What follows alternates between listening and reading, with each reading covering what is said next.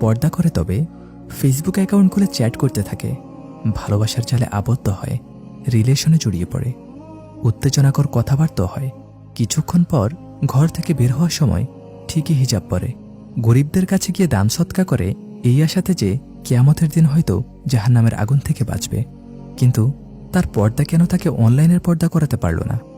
পর্দা করে তবে বাইরে যাওয়ার জন্য প্রস্তুতি নিয়ে আয়নায় তাকালো সে।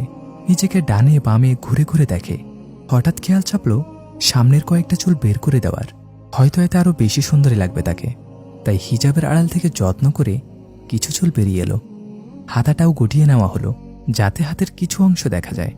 সবশেষে গায়ে সুগন্ধি সেন্ট, যে সেন্টের গ্রানে যুবকদের মাথা ঘুরে যায়। আয়নায় তাকিয়ে আরেকবার মুচকি হেসে বেরিয়ে পড়ল সে। মুচকি হাসল শয়তানও। পর্দা করে তবে কণ্ঠটা বেশ কর্কশ, কিন্তু ছেলেদের সাথে কথা বলার সময় কঠিনতা কোথায় যেন হারিয়ে যায়। কণ্ঠ হয়ে যায় বিড়ালের মতো। ফোন ধরার সাথে সাথে মিষ্টি গলায় কথা বলে, মাঝে মাঝে গলাটা একটু পরিষ্কার করে নেয়। বেশ পারদর্শী অভিনেত্রী। আচ্ছা, কেন এত বৈচিত্র্য? সবাই কি পর্দা করছে আদৌ? এরকম দৃশ্যপট আমরা সবাই দেখেছি, হয়তো দেখে বুঝতে পেরেছি কিছু একটা ঘাপলা আছে। পর্দার প্রকৃত অর্থ তারা বোঝেনি। হয়তো কেউ কেউ সত্যি পর্দার অর্থ জানে না।